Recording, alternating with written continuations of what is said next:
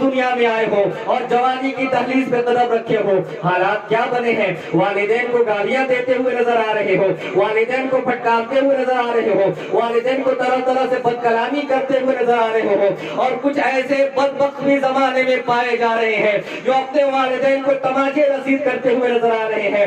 ایسے لوگوں کے بارے میں رب تبارک و تعالیٰ نے پہلے ہی بیان فرمایا ہے، یہ قاعدہ ہے، سن لو، اما یبلغن عندک الکبر احدہما او کلاہما، جب ان میں سے کوئی ایک بڑھاپے کو پہنچ جائے اور کلاہما یا دونوں بڑھاپے کو پہنچ جائے، فلا تقل لہما اف، ان کو اف تک نہ کہنا۔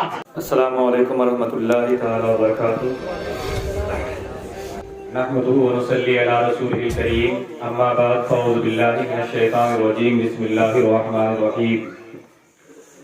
وقضى ربك الا تعبدوا الا اياه وبالوالدين احسانا اما يبلغن عندك الكبر احدهما او كلاهما فلا تقل لهما اف ولا تنهرهما وقل لهما قولا كريما۔ آمنت باللہ صدق اللہ مولانا العظیم وبلغنا رسوله النبی الامین الکریم ونحن على ذلك لمن الشاهدين والشاكرين والحمد لله رب العالمين۔ ان الله وملائكته يصلون على النبي يا ايها الذين امنوا صلوا عليه وسلموا تسليما۔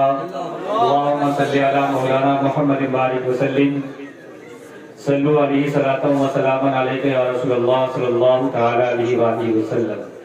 حضرات، آج میری تقریر کا موضوع عظمت والدین ہے، اور زمانے کے لحاظ سے اس موضوع پہ بھی گفتگو کرنا بہت ضروری ہے۔ حالات بے پناہ خراب ہو چکے ہیں اور ماحول کی ہوائیں جو ہے سبھی کے گھروں تک پہنچ گئی ہیں، لہذا ضروری یہ ہے کہ آپ تک اللہ اور رسول کا پیغام پہنچے تاکہ آپ کے دل میں خوف خدا بندی قائم رہے اور اس ڈر سے آپ عظمت والدین کو برقرار رکھیں۔ ایک بار اور درود پاک پڑھ، اللہم صلی علی مولانا محمد بارک وسلم، صلو علیہ صلاۃ و سلام علیک یا رسول اللہ صلی اللہ تعالی علیہ وآلہ وسلم۔ اللہ رب العزت نے قرآن مقدس میں ارشاد فرمایا، وَقَضَىٰ رَبُّكَ أَلَّا تَعْبُدُوا إِلَّا إِيَّاهُ وَبِالْوَالِدَيْنِ إِحْسَانًا۔ اللہ نے حکم دیا ہے کہ تم اللہ کے سوا کسی اور کی عبادت نہ کرو۔ اللہ نے سب سے پہلا حق جو بیان فرمایا وہ اپنا بیان فرمایا، اور کیا بیان فرمایا؟ میرا شریک کسی کو نہ ٹھہراؤ۔ اللہ تعبدو، کسی اور کی عبادت نہ کرو، الا ایاہ، مگر اسی کی، اور قربان جائیے رب تبارک و تعالیٰ کے فرمان پر۔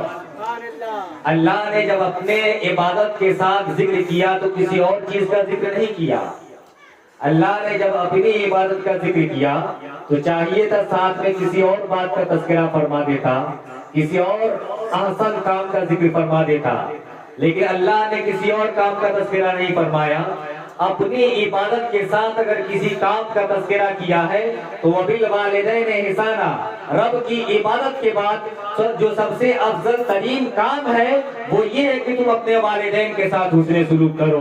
یہی وجہ ہے کہ رب تبارک و تعالیٰ نے قرآن مجید میں ارشاد فرمایا، وَقَضَىٰ رَبُّكَ أَلَّا تَعْبُدُوا إِلَّا إِيَّاهُ وَبِالْوَالِدَيْنِ إِحْسَانًا، کہ اللہ کی بندگی کرنا ہے تو بندگی صرف اسی کے لیے ہے، لیکن اطاعت اگر کرنی ہے تو والدین کی اطاعت کرو، فرما برداری اگر کرنی ہے تو والدین کی فرما برداری کرو، بات اگر ماننی ہے کسی کی تو والدین کی بات مانو۔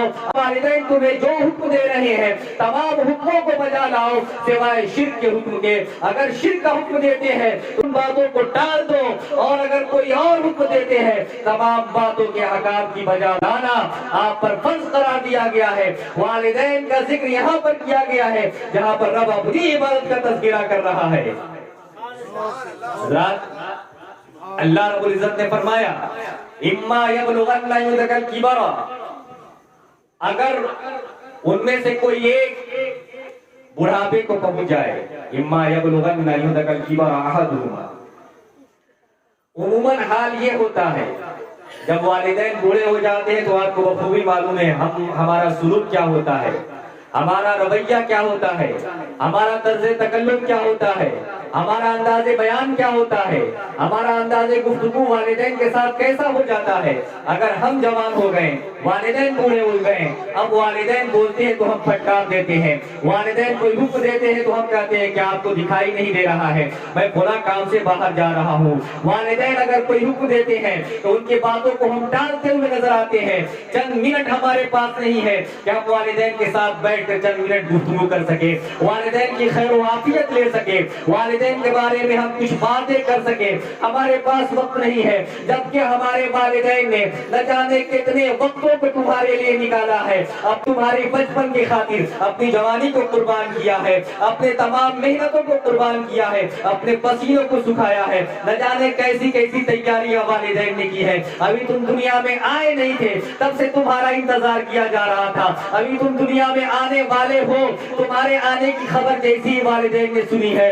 تمہارے رہنے کے لیے انتظام کیا ہے, تمہارے کھانے کے لیے انتظام کیا ہے, تمہارے رہنے کے لیے مکان کا انتظام کیا ہے, کھانے کے لیے اچھی اچھی غذاؤں کا انتظام کیا ہے. تم بیمار پڑ نہ جاؤ اس لیے تمہاری والدہ کو پہلے سے اچھی اچھی غذائیں کھلائی جا رہی ہے. اور جب تم دنیا میں آتے ہو تو ایک خوشگوار موسم پاتے ہو, اور حالات یہ بنتے ہیں کہ والد پورا انتظام کرنے کے بعد جب تم دنیا میں آئے ہو اور جوانی کی دہلیز پہ قدم رکھے ہو, حالات کیا بنے ہیں. والدین کو گالیاں دیتے ہوئے نظر آ رہے ہو, والدین کو پھٹکارتے ہوئے نظر آ رہے ہو, والدین کو طرح طرح سے بد کلامی کرتے ہوئے نظر آ رہے ہو.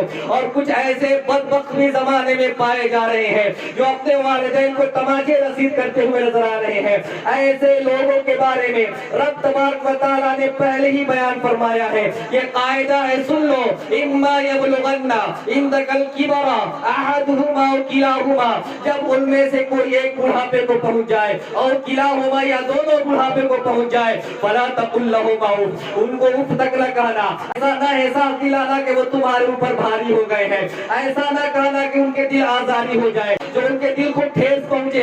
رب تبارک و تعالیٰ نے عظمت والدین کا اتنا اہتمام فرمایا ہے, اتنا اہتمام فرمایا ہے. تم بد کلامی کی بات کر رہے ہو, تم ڈانٹنے کی بات کر رہے ہیں, تم پھٹکارنے کی بات کر رہے ہو, تم گالیاں دینے کی بات کر رہے ہو, تم اپنے والدین کو گھر سے نکالنے کی بات کر رہے ہو, والدین کو مارنے کی دھمکی دے رہے ہو.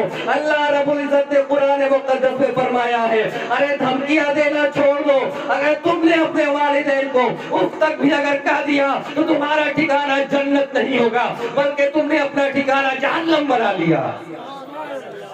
حضرات, اللہ نے فرمایا فلا تقل لهما اف, انہیں اف تک نہ کہو, ولا تنہرہما, اور انہیں نہ چھٹکارو نہ پھٹکارو. رب نے کہا جو تم دعا مانگو رب تمہاری دعا قبول کرے گا, بس جائز ہونی چاہیے. لیکن آداب گفتگو رب تبارک و تعالیٰ نے ہمیں نہیں سکھایا اپنے تعلق سے. اسی وجہ سے ہم جب دعائیں کرتے ہیں تو کہتے ہیں پروردگار ہمیں مانگنے کا ڈھنگ نہیں ہے, مانگنے کا طریقہ نہیں ہے, مانگنے کا سلیقہ نہیں ہے. لیکن رب تبارک و تعالیٰ نے جب عظمت والدین کا تذکرہ فرمایا ہے تو فرمایا ہے وَقُلْ لَهُمَا قَوْلًا كَرِيمًا, تمہیں جب بات کرنی ہے والدین سے تو اچھی بات کرو, ایسی بات نہ کرو کہ ان کی دل آزاری ہو جائے, بلکہ بات کرو تو قولاً کریما, اچھی بات کرو. اور صرف ایک جگہ نہیں بلکہ رب تبارک و تعالیٰ نے کئی ایک مقام پر ارشاد فرمایا وَوَصَّيْنَا الْإِنسَانَ بِوَالِدَيْهِ إِحْسَانًا, کہ ہم نے والدین کے احسان کی وصیت فرمائی ہے, فرض قرار دیا ہے. وَإِذْ أَخَذْنَا مِيثَاقَ بَنِي إِسْرَائِيلَ لَا تَعْبُدُونَ إِلَّا اللَّهَ وَبِالْوَالِدَيْنِ إِحْسَانًا, ہم نے بنی اسرائیل سے وعدہ لیا کہ کسی اور کو شریک نہ ٹھہرائے اور اپنے والدین کے ساتھ حسن سلوک کرے. ایسے کر کے بہت ساری آیت کریمہ ہے, جگہوں پہ حدیث پاک میں یہ بیان کیا گیا ہے کہ اپنے والدین کے ساتھ اچھا برتاؤ کرو. آج ہمارا حال یہ ہے کہ ہم معاشرے میں ایسے شمار کیے جا رہتے ہیں کہ مسلمان جو کبھی آسمان کی بلندی پہ دیکھا جا رہا تھا آج زمین کے پستی میں دیکھا جا رہا ہے. وجہ کیا ہے؟ مسلمانوں کا معیار کیوں گر رہا ہے, مسلمانوں کی تہذیب پہ داغ کیوں لگ رہا ہے, مسلمانوں کے وقار کو مجروح کیوں کیا جا رہا ہے. وجہ یہ ہے کہ آج ہم بنام مسلمان تو رہ گئے ہیں لیکن حقیقت میں ہمارے اندر انسانیت نہیں رہ گئی ہے. مسلمان ہونے کے ناطے جو ہم پر جو چیزیں فرض قرار دی گئی تھی, جو باتیں ہم پر واجب قرار دی گئی تھی, ان باتوں کو ہم چھوڑتے ہوئے نظر آ رہے رہے ہیں. اللہ کے رسول صلی اللہ تعالیٰ علیہ وآلہ وسلم نے فرمایا ہے, آپ دیکھیں ہم رب کو راضی کرنے کے لیے کیا نہیں کرتے ہیں. میلاد کی محفلیں سجاتے ہیں, قرآن خوانی کراتے ہیں, فاتحہ کی محفلیں رکھتے ہیں, گلدستے لگاتے ہیں, طرح طرح کی شیرنیاں بناتے ہیں, غریب نواز کے نام پہ دیگیں تقسیم کرتے ہیں, اور نہ جانے کیسے کیسے ہم اہم ترین کام کرتے ہیں. لیکن گھر میں اپنے والدین سے ایک دفعہ پوچھتے تک نہیں ہے کہ آپ بتائیں آپ کی رضا کیا ہے, آپ کی مرضی کیا ہے. تو اللہ کے رسول صلی اللہ تعالیٰ علیہ وآلہ وسلم نے فرمایا ہے, ترمذی شریف کی حدیث پاک ہے, رضی الرب فی رضی الوالدین وسخط الرب فی سخط الوالدین. رب کو راضی کرنا چاہتے ہو, نمازوں کے ذریعے راضی کرنا چاہتے ہو, صوم و صلات کے ذریعے راضی کرنا چاہتے ہو, تمام بندگی کے ذریعے راضی کرنا چاہتے ہو, حج کے ذریعے راضی کرنا چاہتے ہو. یہ تمام چیزیں تمہارے لیے دشوار ہو سکتی ہے, حج کرنا تم پر دشوار ہو سکتا ہے, روزے رکھنا تم پر دشوار ہو سکتا ہے, لیکن رب کو راضی کرنے کا جو سب سے آسان طریقہ ہے, رضی الرب فی رضی الوالدین, والدین کی رضا میں رب کی رضا ہے, اور والدین کی نافرمانی میں رب کی نافرمانی ہے.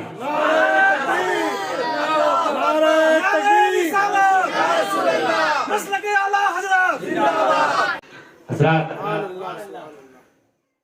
والدین کو راضی کرنا ہے, رب کو راضی کرنا ہے تو والدین کو راضی کرو. کیا آپ نے اپنے والدین کو راضی کیا؟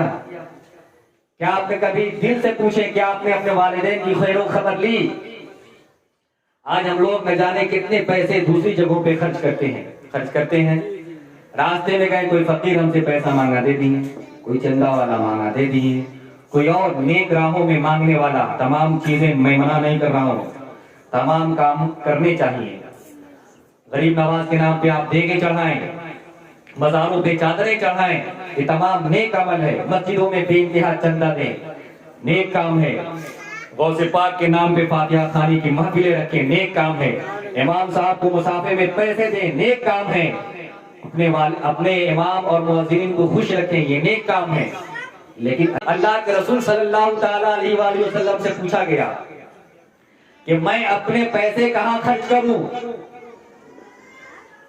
آپ کے پاس لاکھوں روپے ہوں گے تب آپ حج پر جائیں گے اور دوسرے کام کریں گے, لیکن چند روپے ہیں.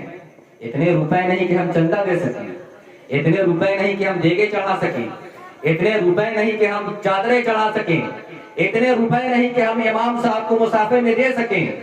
ایسے حالت میں بھی اگر آپ ہیں, یا پھر اتنی دولت ہے کہ تمام کام بجا لاتے ہیں, لیکن رب تبارک و تعالیٰ نے جب رسول اللہ صلی اللہ تعالیٰ علیہ وآلہ وسلم سے فرمایا يسألونك ماذا ينفقون, وہ لوگ پوچھتے ہیں کہ آپ پیسے کہاں خرچ کرنے والے ہیں, تو قل ما انفقتم من خیر, کہ بھلائی کے جگہ پہ تم پیسے خرچ کرنا چاہتے ہو, تم نیکی کی جگہ پہ پیسے خرچ کرنا چاہتے ہو, تو قل ما انفقتم من خیر فللوالدین, کہ تم پیسے خرچ کرنا چاہ رہے ہو تو پہلے والدین پہ خرچ کرو. والدین پہ خرچ کرنا سب سے پہلا حق ہے کہ تم والدین پہ خرچ کرو.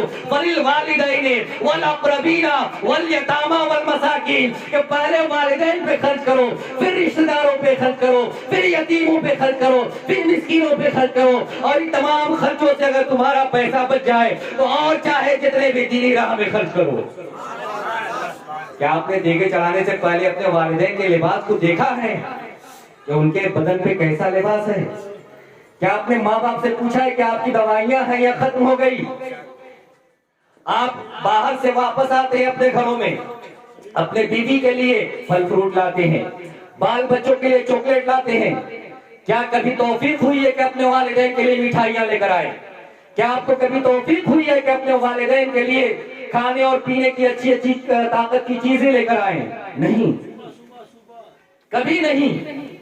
آپ نے اپنے والدین کا حال تک نہیں لیا.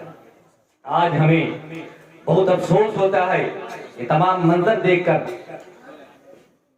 اللہ کے رسول صلی اللہ تعالیٰ علیہ وآلہ وسلم کی بارگاہ میں ایک صحابی رسول عرض کرتے ہیں, اللہ کے رسول صلی اللہ تعالیٰ علیہ وآلہ وسلم کی بارگاہ میں عریضہ پیش کرتے ہیں, یا رسول اللہ میں بھی جہاد پر جانا چاہتا ہوں, میں بھی جہاد پر جانا چاہتا ہوں. یہاں سے ذرا ذہن لگائیں, اللہ کے رسول صلی اللہ تعالیٰ علیہ وآلہ وسلم کو یہ فرمانا چاہیے تھا جہاد فرض ہے. جہاد کیا ہے؟ فرض ہے, ہندوستان میں نہیں. اسلامی ممالک میں جہاد کیا ہے؟ فرض ہے. اللہ کے رسول صلی اللہ تعالی علیہ وآلہ وسلم کو حکم دینا چاہیے تھا کہ ہاں جاؤ جہاد پر، لیکن اللہ کے رسول صلی اللہ تعالی علیہ وآلہ وسلم نے پوچھا کیا تمہارے گھر میں تمہارے والدین ہیں؟ صحابی رسول نے عرض کیا یا رسول اللہ ہاں ہے. تو اللہ کے رسول صلی اللہ تعالی علیہ وآلہ وسلم نے فرمایا فَأَلْزِمْهَا فَإِنَّ الْجَنَّةَ عِنْدَ رِجْلِهَا، کہ تم ان کی اطاعت کرو، ان کی فرما برداری کرو، ان کی خدمت کرو، بے شک ان کے قدموں کے تلے جنت ہے. اللہ کے رسول صلی اللہ تعالیٰ علیہ وآلہ وسلم نے جب دیکھا کہ ان کے گھر میں بوڑھی ماں ہے، بوڑھے والدین ہیں، تو ضرورت ہے انہیں اس بات کی کہ ایک بچہ ہو جو ان کی خدمت کرے، ایک ایسا فرد ہو جو ان کی اطاعت کرے، ایک ایسا انسان ہو جو ان کی خدمت کو بجا لائے، جو ان کی سیوا کرے.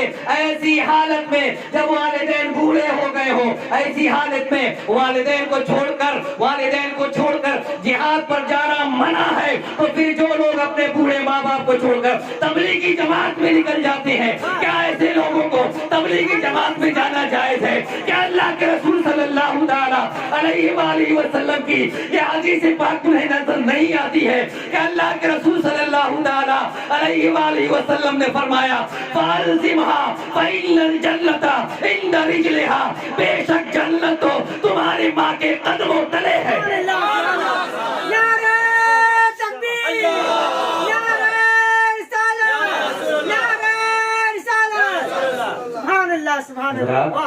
آج ہم اور آپ ماں کے ہاتھ کو بوسہ دینے سے شرم کرتے ہیں، ہم اور آپ ماں باپ کو سلام کرنے سے گریز کرتے ہیں. ہم تو سوچتے ہیں کہ ڈیلی انہی کا چہرہ دیکھتے ہیں، اب ان کو ہم سلام کرنے کی کیا ضرورت ہے؟ لیکن یاد رکھو اللہ کے رسول صلی اللہ تعالی علیہ وآلہ وسلم کی ایک ایک حدیث پاک سنیں. آج ہمیں اور آپ کو حج کرنے کے لیے کتنے روپے کی ضرورت ہے؟ 4,25,000. وہ ہٹ گیا، جو سبسڈی ملتا تھا وہ ختم. اگر آپ کے پاس 4,25,000 روپے ہیں تب آپ حج پر جا سکتے ہیں، خانہ کعبہ کی زیارت کر سکتے ہیں. لیکن اللہ کے رسول صلی اللہ تعالی علیہ وآلہ وسلم نے فرمایا ما من ولد بار ينظر الى والديه نظر رحمت الا كتب الله له بكل نظرة حجا مبرورا، کہ جو شخص بھی اپنے والدین کو ایک بار نظر رحمت سے دیکھے، اللہ رب العزت اس کے نام اعمال میں حج مبرور کا ثواب لکھتا ہے. حج مبرور کا آپ 4.25 لاکھ روپے دے کر کعبے کا طواف کر کے واپس آتے ہیں، لیکن یقین سے یہ نہیں کہہ سکتے کہ میرا حج قبول ہو گیا ہے. لیکن ماں باپ کو اگر ایک نظر دیکھ لیتے ہیں تو آپ کا یہ حج قبول ہوتا ہے، مقبول ہوتا ہے. ایک صحابی رسول جیسا عقل مند آپ کو زمانے میں کوئی نہیں ملے گا نہیں. زمانے کے سب سے عقل مند انسان، سب سے عقل مند جماعت کا نام صحابی رسول. اب انہوں نے دیکھا کہ حج کرنے میں بڑا پیسہ خرچہ ہو رہا ہے، اور ایک سال میں ہم ایک ہی حج کر پائیں گے، ڈبل کر پائیں گے. ابھی تک کسی کے بارے میں سنے ایک سال میں کوئی ڈبل حج کیا، ڈبل عمرہ کر لے گا، حج نہیں کر پائے گا. اللہ کے رسول صلی اللہ تعالی علیہ وآلہ وسلم کی بارگاہ میں ایک صحابی نے عرض کیا یا رسول اللہ اگر دن بھر میں ہم 100 بار ماں باپ کے چہرے کی زیارت کریں تب؟ تو اللہ کے رسول صلی اللہ تعالی علیہ وآلہ وسلم نے فرمایا اللہ اکبر و اطیب، اللہ بڑا ہے اور پاک ہے. اگر تم 100 بار بھی اپنے والدین کی زیارت کرتے ہو، جتنی دفعہ تم ان کو محبت بھری نظروں سے دیکھو گے اتنے حج مقبول کا ثواب تمہیں دیا جائے گا. تم کروڑوں روپے خرچ کر کے اتنا ثواب نہیں پا سکتے جتنا ثواب تم اپنے والدین کے چہرے کی زیارت کر کے پا سکتے ہو. آج سے اپنے والدین کو دیکھیں گے کہ نہیں دیکھیں گے؟ ان کے لیے مارکیٹ سے پھل فروٹ لائیں گے کہ نہیں لائیں گے؟ کیا اپنے والدین سے بدکلامی کریں گے؟ نہیں. کیا اپنے باپ ماں کو گالیاں دیں گے؟ نہیں. اگر دے چکے ہیں تو توبہ کریں. اب آخری بات बातें बहुत हैं। बहुत अच्छे। आज हम और आप से हमसे या आपसे कोई गुनाह हो जाए, गुनाह कबीरा, सगीरा तो यूं ही नमाजों में भी माफ हो जाती है, मगर अगर गुनाह कबीरा हो जाए, गुनाह कबीरा कैसे किसे कहते मालूम है? चोरी करना, शराब पीना, जिना करना, ये तमाम चीजें क्या है गुनाह कबीरा में। जानबूझ कर नमाज़े कज़ा करना, ये सब क्या है? गुनाह कबीरा है। अल्लाह और रसूल की नाफरमानी करने में से ये तमाम बातें हैं। अब एक सहाबी रसूल सल्लल्लाहु ताला अलैहि वसल्लम, अल्लाह के रसूल सल्लल्लाहु ताला अलैहि वसल्लम की दरबार में आते हैं। आने के बाद कहते हैं, या रसूल अल्लाह सल्लल्लाहु ताला अलैहि वसल्लम, मुझसे गुनाह अजीम हो गया है, मुझसे बहुत बड़ा गुनाह हो गया है, या रसूल अल्लाह कोई तरीका बताए जो मैं अपनी तौबा कबूल करवा सकूं। आज आप इमाम साहब से पूछेंगे, इमाम साहब तौबा कबूल करने के लिए, तौबा कबूल होने के लिए जो तरीके बताएंगे वो क्या बताएंगे? मस्जिदों में चटाइयां दे दो तुम्हारी तौबा कबूल होगी, मस्जिदों में चंदे दे दो तुम्हारी तौबा कबूल होगी, मस्जिदों को अच्छे तरीके से तामीर कर दो उसके बाद तौबा करो तुम्हारी तौबा कबूल होगी, मस्जिदों में रंग करा दो तुम्हारी तौबा कबूल होगी। और ये तमाम सूरतें बताई जाती है, ये तमाम बातें किताबों में भी पाई जाती है। तुम्हें तौबा कबूल करवाना है तो फिर ये तमाम सूरतों को अख्तियार कर लो, तुम्हारी तौबा कबूल होगी। भलाइयों में पैसे खर्च करो, गरीबों में पैसे खर्च करो, अगर इस तरह करते हो और अपने दिल को नरम रखते हो तो तुम्हारी तौबा कबूल होगी। लेकिन अल्लाह के रसूल सल्लल्लाहु ताला अलैहि वसल्लम की बारगाह में जब सहाबी रसूल ने सवाल किया है, या रसूल अल्लाह मुझसे गुनाह अजीम हुआ है, मुझसे बहुत बड़ा गुनाह हुआ है, या रसूल अल्लाह मैं अपने तौबा कबूल करवाना चाहता हूँ, मैं कैसे तौबा करूँ? तो अल्लाह के रसूल सल्लल्लाहु ताला अलैहि वसल्लम ने ये तमाम सूरतें नहीं बयान फरमाई, बल्कि बयान फरमाया तो इस अंदाज में बयान फरमाया, अच्छा बताओ तो क्या तुम्हारी वालिदा है? उस सहाबी रसूल ने कहा नहीं नहीं मेरी वालिदा नहीं है। तो अल्लाह के रसूल सल्लल्लाहु ताला अलैहि वसल्लम ने फरमाया तुम्हारी वालिदा नहीं है, चलो ठीक है, क्या तुम्हारी खाला है? तो अल्लाह के रसूल सल्लल्लाहु ताला अलैहि वसल्लम के इस सवाल के जवाब पर सहाबी रसूल कहते हैं, हाँ या रसूल अल्लाह मेरी खाला है। तो अल्लाह के रसूल सल्लल्लाहु ताला अलैहि वसल्लम के इस फरमान पे कुर्बान चले जाइए कि हमसे और आपसे कोई सवाल करता तो हम दूसरे नेक कामों की तरकीब दिलाते, लेकिन अल्लाह के रसूल ने फरमाया है कि तुम अपनी खाला के साथ भलाई करो, अल्लाह तुम्हारी तौबा कबूल कर लेगा। माँ नहीं है, माँ के बदले अगर आप खाला के साथ भी भलाई करते हैं तो उस भलाई के सदक़े में रब तबारक व तआला अपनी तौबा कबूल करता है, आपके गुनाह कबीरा को माफ करता है। सोचें कि जब माँ के साथ भलाई करेंगे तो कितना बुलंद मकाम मिलेगा, वालिदैन की ताज़ीम करेंगे तो कितना बुलंद मकाम मिलेगा। इसलिए लोगों, अक्सर इसमें जवान बच्चे बैठे हैं, उनके दिल मुतनफ़्फ़र हो सकते हैं, वालिदैन की ताज़ीम से उनका दिल शैतान बहका सकता है, उनके दिल जंग आलूद हो सकते हैं, जहन में फितने भर सकते हैं, शराबी दोस्तों के साथ अपनी जिंदगी गुजार कर नसों में बेहयाई का शैतान सवार हो सकता है। ऐसे हालत में अपने दिल पर काबू रखो, अपने जहन पे काबू रखो, अपनी जुबान पे काबू रखो, इसलिए कि अगर तुमने अपने जहन और अपने दिमाग पर काबू न रखा तो वालिदैन तुम्हारे लिए जन्नत भी है, जहन्नम भी है, हुमा जन्नतुका व नारुका। अगर तुम अपने वालिदैन के साथ भलाई करते हो, उनकी अताअत करते हो, उनकी फरमाबरदारी करते हो, उनके पांव दबाते हो, उनके हाथपोसी करते हो, तो ऐसी सूरत में हुमा जन्नतुका, वह दोनों तुम्हारे लिए जन्नत है। अगर उनको गालियां देते हो, वक्त पे खाना नहीं देते हो, वक्त पे तमाम कपड़े नहीं देते हो, उनके इलाजों मुआलिजा के खर्चे नहीं उठाते हो, उनके कदम नहीं दबाते हो, उनको गालियां देते हो, उनको बुरी नजरों से देखते हो, उनको अपने ऊपर मुसीबत समझते हो, तो हुमा नारुका, वो तुम्हारे लिए जहन्नम बन जाएंगे। इसलिए लोगों, जन्नत तुम्हें जमाने में ढूंढने की जरूरत नहीं है, बल्कि जन्नत तुम्हारे घर में है। तुम चाहो जब जन्नत में दाखिल हो जाओ, मगर शर्त यह है कि वालिदैन को राजी कर लो। रात बस इन्हीं चंद जुमलों के साथ मैं अपनी गुफ्तगू समेटता हूँ।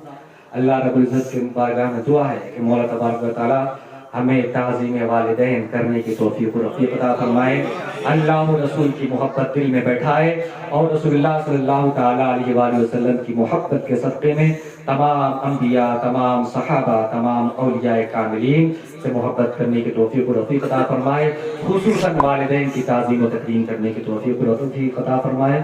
استغفر اللہ ربی من کل ذنب و اتوب الیہ۔ کھڑے ہو جائیں، صلاۃ و سلام کریں۔